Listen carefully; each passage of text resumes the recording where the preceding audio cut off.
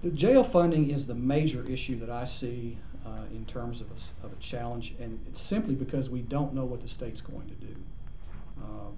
If our jail population now is down about 100 prisoners, state prisoners, over a year ago at this time. That could have an impact of $500,000 to $600,000. My hope is, and my belief is, that we can absorb that.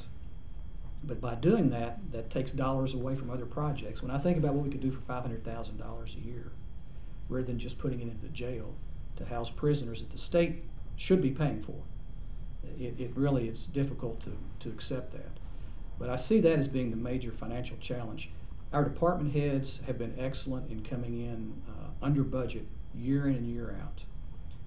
Our revenues are sufficient. We have actually maintained the same property tax rate for 3 years in a row, and our property tax rate is a half a cent higher than it was when we took office 12 years ago. So we have really made an effort to manage our money and to keep the tax rates as low as possible. I don't see any financial challenges in terms of the way we're conducting business at fiscal court.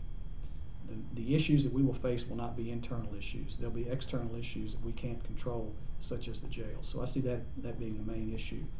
Long term, and you talk about 4 years, but even beyond 4 years, I think retirement issues, especially in terms of hazardous duty employees, because we do fund the Sheriff's Department at such a high level, $2.4 million a year, which is triple what the funding level that fiscal court offered to the Sheriff's Department when we took office 12 years ago.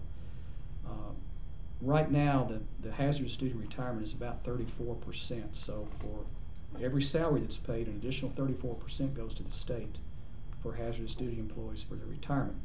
And I'm not taking anything away from the Sheriff's Department, because I think they deserve that, especially because of the danger that they place themselves in on a daily basis. Within the next 15 years, that rate's going to go over to 50%. So that becomes a huge financial drain on county governments. And I think the state's going to have to take a serious look at that again, in terms of the amount that county governments can afford to spend. In Davis County, we're a relatively wealthy county when you look at counties across this state. But there are a number of counties that are much in much worse shape financially than Davis County Fiscal Court. And it's become a statewide issue, and I think that's going to require some state relief.